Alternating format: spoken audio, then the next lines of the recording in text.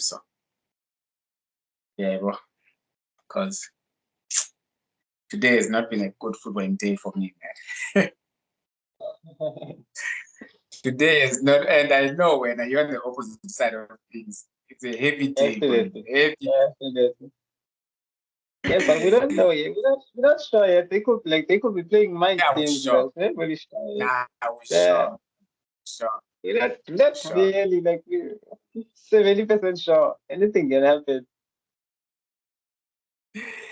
Anyways, hello guys, welcome to another episode of WTF.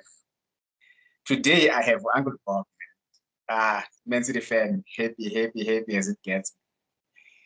Rodri, we'll talk about it for sure. He's about to rob my boy of the Ballon'Dor, but we'll get into it. If you are new to this channel, please subscribe. If you're already here, please share the content that you have a friend. This is the plan going forward anyways. I plan to have the guests more times than not, but Bob will be a regular here. So me and him will have guests joining us every now and then. So if you want to have your opinion on where on a part of the video, just hit me up on my social media. And then we'll talk. Anyways, how are you, man? How are you?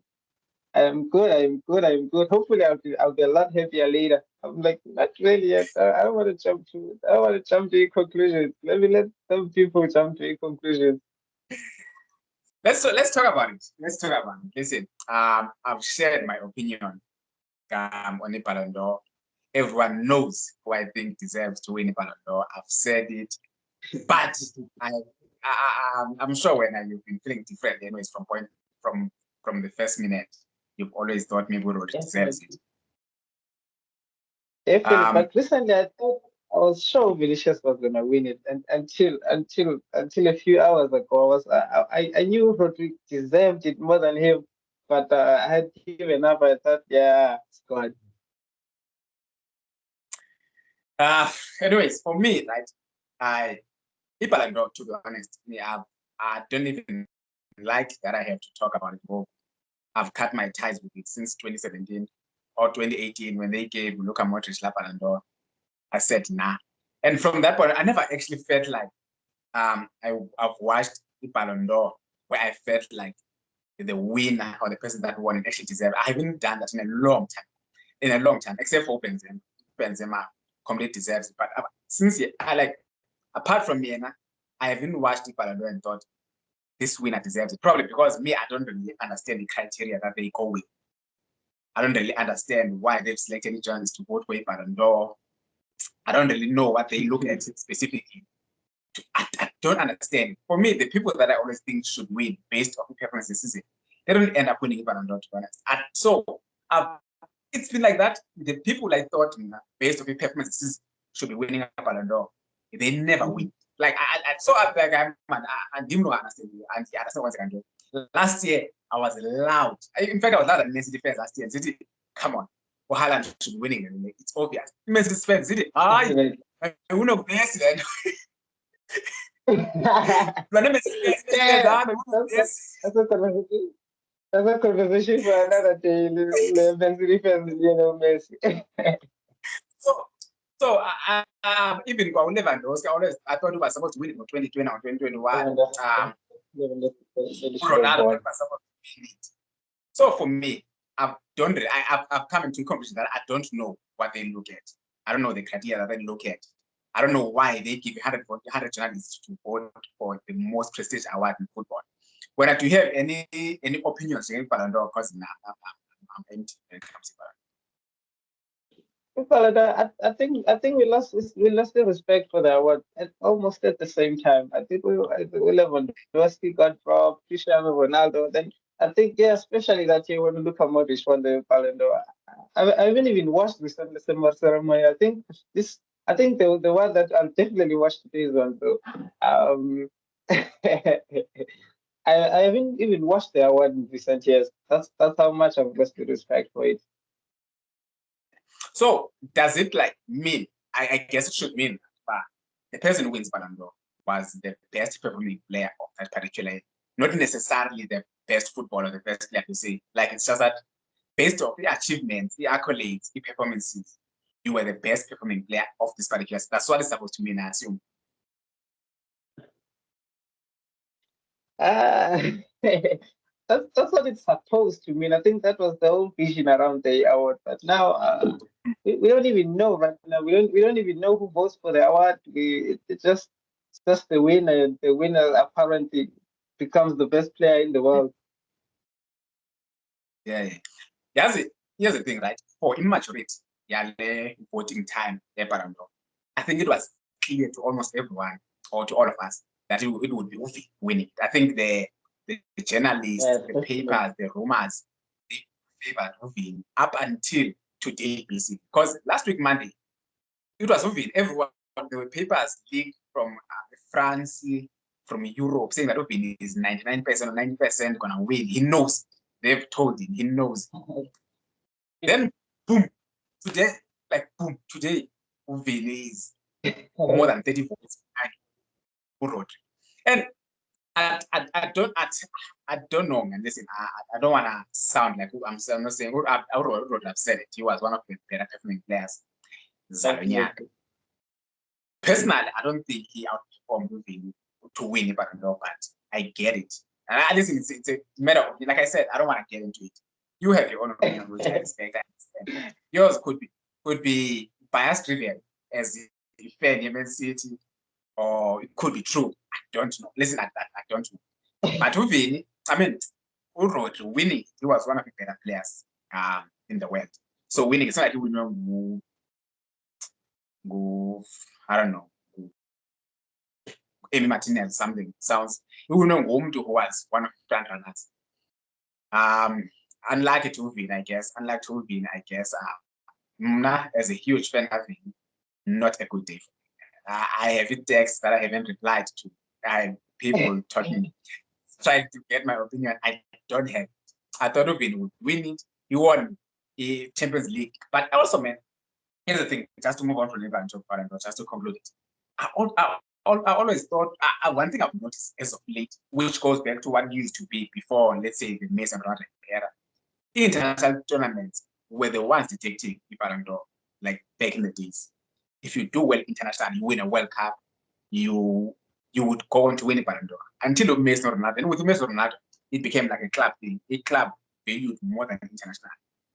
I don't know why now, suddenly in the last 2 seasons, we've gone back to valuing international more. I don't know. I guess, you know what? I guess for me, it goes to who the voters actually like more. I guess it goes down to that. Definitely. I don't think it's solely based on performances alone. I think the voters, which are human, by the way. Now, if I was a voter, I'd probably vote for Uvi without thinking twice. If Saka was there, vote Yamia Saka. Definitely vote for Saka. Yeah. Lautaro Martinez was also up there. We can run away from him. And and if we look at like the factors that me and you would assume people look to select Ballon'Dor, well, Lautaro probably ticks more than anyone else. It ticks more than anyone Definitely. else. He had the most titles. Even in the Copa America, he played so well. Even in the Copa America, he won like I think player of the year, player of the tournament there, the Golden Boot there. Lautaro Martinez is up there. Yeah, man. Anyways, congratulations to Rodri for winning the Ballon'Dor. I don't believe it. I genuinely don't believe it. I don't want to believe it, but if he wins, congratulations to him. Hopefully he goes on to challenge for another one. Unlike to my boy Uvini, unlike to my boy Uvini, I will speak soon with no filter. I have my own opinions when it comes to Uvini. I will need Ballon'Dor. Now let's talk about Ten Hag. Today we found out that he has been sacked. Ten Hag. He has been sacked. We Erik. made it a question that did not come out due to technical. We spoke about Ten Hag. Personally, I said that Ten Hag should be sacked. His time is up at United. And this isn't to say he's not a good coach or anything. It just goes on to say that the job at United was a bit bigger than him. I mean, when you manage United, it takes more than just a good performance. There's a lot to manage. There's a lot of expectations for a club like Arsenal. And Ten Hag just fell short on expectations with United. He won the Italy tour, which I mean United enjoyed at the time, but it just couldn't progress the club of the size of United. You, by the way, you said that United should be keeping Ten Hag. You said that United should be keeping Ten Hag. I think they honestly should have. I think like now they're going way back. They're going way back because I think Xavi was in the talks. If they bring in Xavi there, then Xavi will come in with new ideas that he will have to work on those new ideas with the Erik Ten Hag's players, who are not the greatest of recruitments. Yeah. It will definitely be a problem. I think maybe if they wanted to get rid of Ten Hag, maybe they should have kept him until the end of his season, so that we can see what he can do with his players that he brought there. Because I think Man United were playing well. Definitely, I saw on the game this weekend versus West Ham. United played well. I think United should have buried that game within 15 minutes. Within the first 15 minutes, that game should have been over, like 4-0, 3-0. But on the final third, I think the most problem is on the final third. Garnacho decision making in the box is not the greatest. Rashford, I definitely think they should have kept it Ten Hag. I think they're taking themselves way back at this time. There is no denying that United lacks equality in players as well, right? But it's always easier to take. Releasing players is tougher than releasing managers, because United, I mean, there's a squad of 22 players, probably there's 7 who are good enough to play for United. So it's not easy. Also, it's not financial smart to release players at the same time. So maybe at the current moment, they need to get a coach who will find a form amongst as players while they try maybe to sell them bit by bit until they get what they're looking for. Ten Hag, for me, it just wasn't working out. Ten Hag might leave and join Bayern and do well. For me, I said this is to Unai Emery when we released him. It wasn't to say that he's not a good coach. Just that the project that we have for the club of our size didn't complement Unai Emery. Good enough for that. Yeah. Anyways, let's see who wins. I'm going with the help who wrote Van Nistelrooy as an interim. Yeah, they probably will go to like honeymoon days, and then they'll give him a permanent contract. And then they'll give him the contract. I haven't really seen the coaches that they have in mind. Have you seen anything like that? The coaches that they have in mind, I haven't seen. Xavi is the only one that I've seen in the talks. I think Xavi is the only one that I've seen yet. Yeah, I don't know about that. Anyways, Xavi is another one. So. Yeah, man, you would think that United right now, I mean, the way to go is probably getting a project manager, someone who's gonna create his own project, or give him time. Or you can just be like ruthless, go for a serial winner and back him to step forward. So I don't know which route United are willing to take. But now let's talk about some Premier League action. Let's talk about some Premier League action. We watched the Arsenal draw 2-2 against Liverpool at home, which as a Man City fan, it was a good result. I know that you guys enjoyed that one. It was perfect. It was for me as an Arsenal fan, right? I do think that we dropped 2 points, to be honest. Not in the context of the game. I'm not saying that we deserved to win the game. I'm just saying it was for the game we were supposed to win. The pressure was on us to deliver. We're at home. We're 4 points behind Liverpool. Man City has won, so we're 5 points behind Man City. So the pressure was on us to win, not to win that. It simply means that we dropped 2 points. But now let's talk about the game. First game started, Liverpool controlled the first few minutes of the game, but brilliant match, performance from Musaka, who now, by the way, I've read his stats. He has the most chances created in the Premier League, the most big chances, the most assists. came up with another big goal yesterday. Do you want to say anything, maybe? I know you are his biggest fan. I think in that position, I think Robertson, you know exactly what he's gonna do. Like the ball is bouncing, Saka is running to it. You know exactly what he's gonna do. As soon as he gets you on that 6 yard box, he's gonna cut in and kill one in. And Yeah. I think it could have been defended better. Like it's a good goal, but I think it could have been prevented. It would have been easily prevented. Like it's not. I wasn't really impressed. I don't think Liverpool should have considered that goal. Then yeah, Arsenal on set pieces definitely that was definitely no surprise. They are very very good at them. Liverpool controlled second half, especially the second half. While Liverpool were in charge of the second half, I think they should have scored more than like at least another goal to win that game. I think they should have definitely won that game. But yeah, the draw. I'm definitely happy with the draw. Yeah. Let's just talk about Van Dijk because this season he's been flying over there. I mean, actually, even last season, to be honest, I think last season he's been flying as well. This season he's been instrumental for the Liverpool defense, who have now considered only 4 goals so far this season. He came up with another big goal last season, in this game, basically, to equalize for Liverpool. Do you think Van Dijk, we are seeing him go back to his level best after that ACL injury right now? Not really. I was more impressed by Konate yesterday than Van Dijk. Like I was definitely more Yes. impressed than by Yes. Konate. I think Konate is doing like a lot more work, but because of Virgil van Dijk's reputation, Yeah. and so like it kind of takes credit for most of Konate's work. I've really been more impressed by Konate. Konate is playing the Yeah. top, is playing the top level. Now, looking at the results, what do you think it means for? Does it have any significance value to a title challenge for Arsenal specifically before getting to Liverpool, given that they've dropped? Now they are 5 points behind Man City. Does it have any significant value at this stage of the season, or it's just another big game that?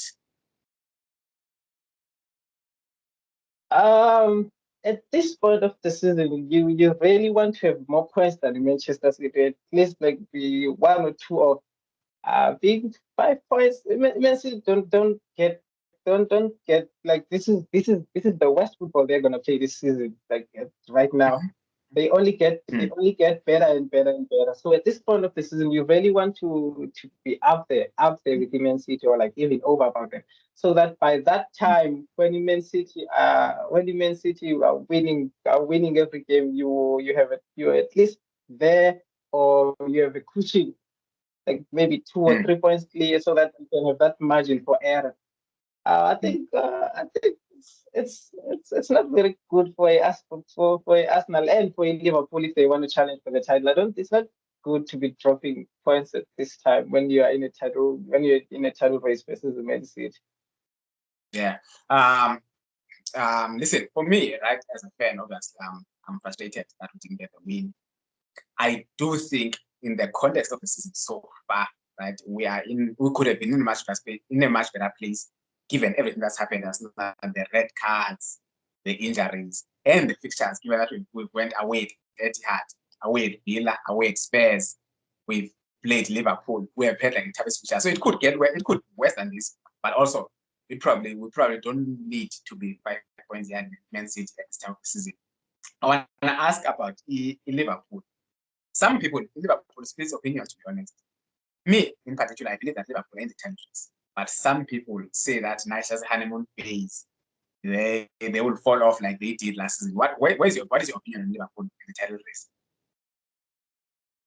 Uh, I think Liverpool will be up there. I think Liverpool will definitely be up there with the.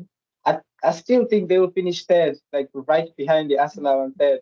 But but yeah, Liverpool are definitely up there in the table race. We cannot avoid them. Like you can see, I think there's a difference between you can see a team that these ones are not playing well. They're just snatching wins because of the new manager. There's a difference Yeah. between a team like on a honeymoon phase and the team that you can see like you can see the vision. You can see what Arne Slot is doing with that Liverpool squad. And Liverpool will definitely be up there. Like there is no, it is kind of good football and the honeymoon phase. Then massive results. Oh, okay. Anyways, moving on from the game, which was a good result for his citizens, obviously. Maybe for Liverpool as well. If you go away at Emirates, you probably just won a point. Not so much for Arsenal. Now let's talk about the Man City. Let's talk about the citizens, another team that's in the title race. Man City won 1-0 against Southampton. For someone who did not watch that game, right? You just look at it. Before that game, you look at that game and think, okay, this is 5-0 for Man City. Man City don't waste those games. That's where they collect goal difference. That's where they collect goal difference, Man City. Or Haaland scores a hit. You always know what's happening. But I wasn't watching that game. Around the 20th minute, I checked my phone. I saw that Southampton has like more possession than Man City. And I'm like, wait, what is happening? Could I get some? But when I checked Southampton at 0-XG, Man City at 20 shots, it's like it was an easy game, but that probably didn't dominate that much in possession. I think we had a lot we had a lot of position, like as we always do. Where Man City had a lot of position, but if Man City this season we tend to give away like those, maybe with those big huge chances. That definitely explains why we have only kept like that was the second clean sheet we've got this season in the Premier League. And the last one was the Chelsea at the very first game of the season. Yeah. Man City definitely give away like a lot of opportunities, like we've always done. But this season maybe more. Just one good ball behind our defense, then you have a big chance because you have a run up at Ederson. I think we don't have. I think we need KDB definitely because the players we have position players. They can keep and pass the ball around, but no one has that vision to just look up and, oh, there's Haaland making the run, there's Savio, and then just like perfectly inch perfect put that ball in. We definitely don't have that. And Kovacic has tried to fill in that Rodri role, but Kovacic is definitely a lot more adventurous than Rodri. So we tend to get caught out in the middle mostly. That's why we don't even keep that much position when Rodri is not there. We're kind of abusable, like in the midfield. Teams can have the ball there; they can have the chance to look up to like counter attacks. Yeah, we definitely need Rodri and Kevin De Bruyne, but I'm happy with getting points though with you. I'm definitely happy with getting points. Obviously. Okay, I have another question to ask, but before I ask that, just out of curiosity, I think before we started this season, judging from what happened last season, before then winning the season last season, so you would think that Pep would trust him to try and dominate the season as the first player of the season. Yeah, to be that guy. Like, is there any reason like why Foden is not getting the minutes that would he deserves? I have no idea. Like at the start, I understood because he had recently returned from injury, but now I have no idea. But like he's played 2 games in a row. He started like 2 games in a row now. Hopefully this is the start of his season whereby Pep starts playing him regularly. But I have no idea. Maybe he was protecting him. Maybe he was not 100% fit then. Maybe he's starting like to get on the flow now. Hopefully that's the case. I think the thing with Urod, right, getting injured, we all knew someone who's a starter will suffer from the injury. Because Pep will tweak something somewhere that will affect this certain player somewhere. He'll create a system that we all knew something like that would happen. So I don't necessarily think that it could be Foden to suffer. It's just that didn't make sense to me why he doesn't start, given that he was the best player of the Premier League last season. One last question for Man City.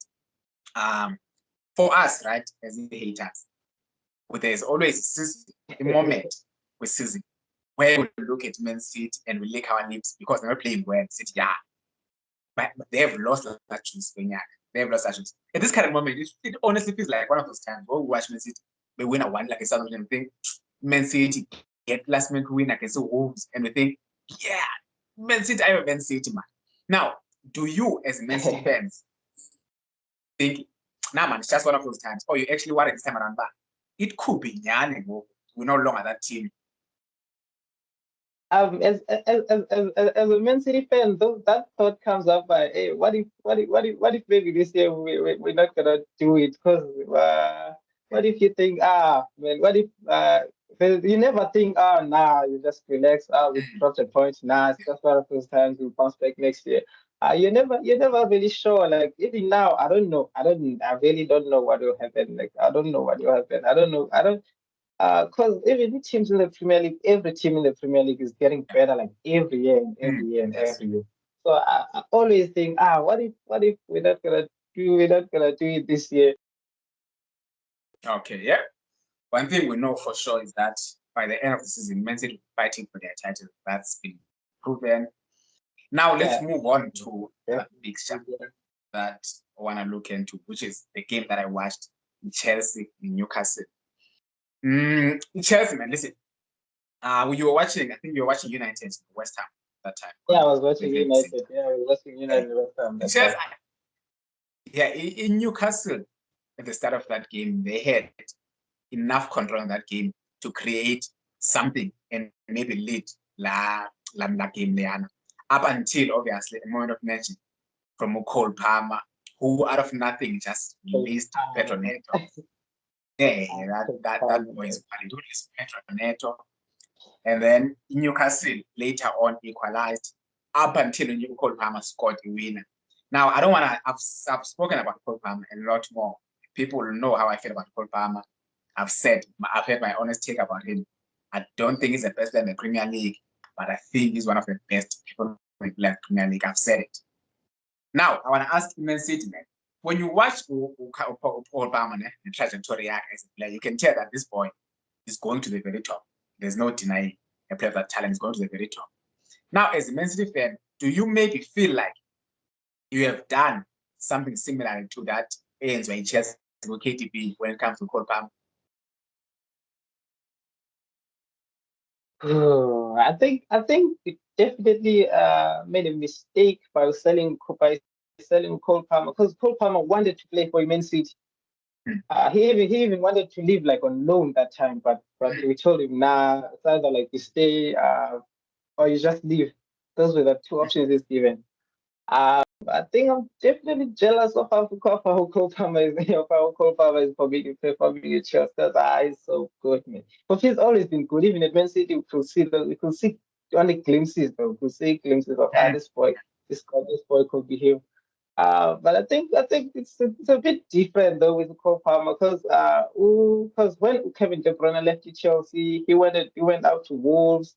Where he was like one of the best player in La Liga one season before he became to Man City. So like they are not really like the same, but like we definitely made a mistake by letting Cole Palmer go. What is your opinion about the opinion that is going on in Cole Palmer being the best player in the Premier League? What do you think about Uh, I think I agree with you. He's definitely one of the best performing players in the Premier League currently. that? But yeah, best player in the Premier League, yeah, we're getting ahead of, we cannot get ahead of ourselves. Like time will tell, though. Like time will tell. But he's definitely one of the Okay. best performing players in the Premier League. Okay.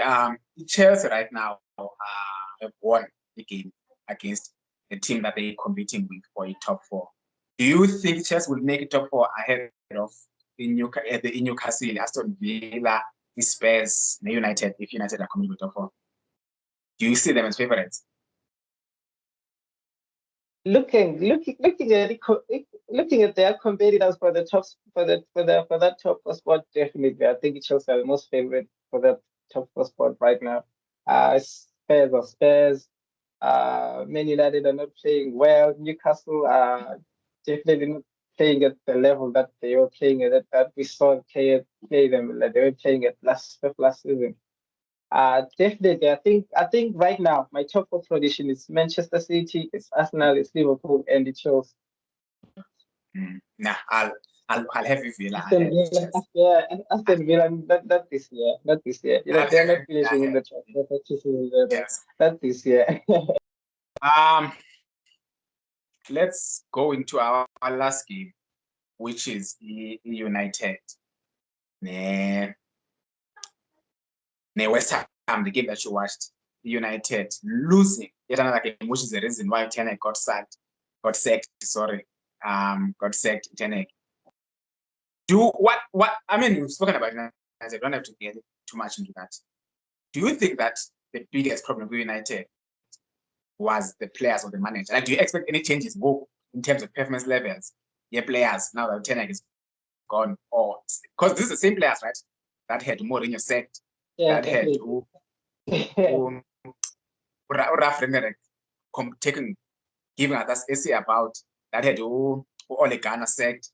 It's still the same player. So do you think maybe it was about time United broke the cycle and changed the players rather than keep a coach? Or do you think that maybe with the new manager, then performance levels, these new players United will rise again? I think bringing a new manager will definitely improve some players. Because Erik Ten Hag, in his history, like especially at Man United, he doesn't have like the best record of of managing the players well. All the players that leave at Man United, no one leaves at Man United on good terms. Like only like under Erik Ten Hag's era.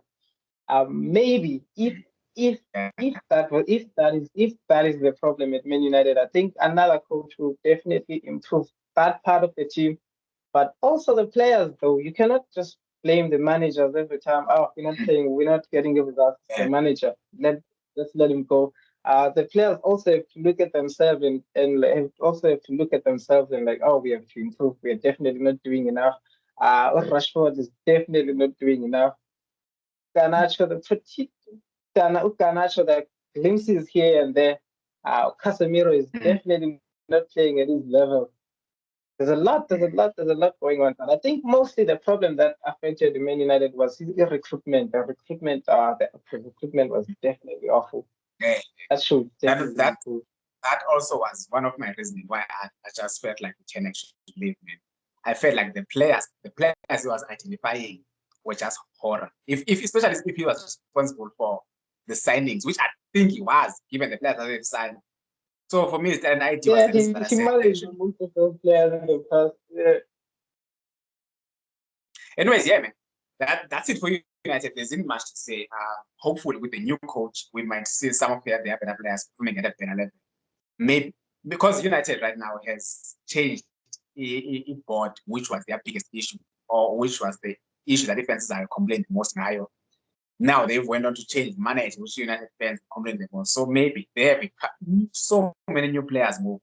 So it could be a time Coach Omcha might revive United and let's see what happens.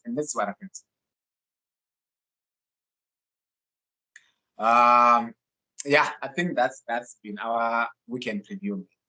Today, we actually recorded, for people who don't know, we actually recorded this episode on Sunday, but we had technical issues, so we had to re-record on Monday, which is sad for me because now I had to talk about Rodri, potential winning in Ballon'Dor, which should be a couple of hours now. I don't want to get too much into that. Uncle Bob, man, it's been nice. This will be happening. I know it's happening a lot more. People need to get used to you and your hot takes. I know you have a lot of. We'll release another episode sometime this week. I think we might record on Thursday, so we'll drop on Friday. And yeah, man, happy seeing you soon. Thank you for joining me. I'll see if another person wants to join us. Then they can join us. The more the merrier. I need as many opinions as I can get. Otherwise, man, I'll see you soon.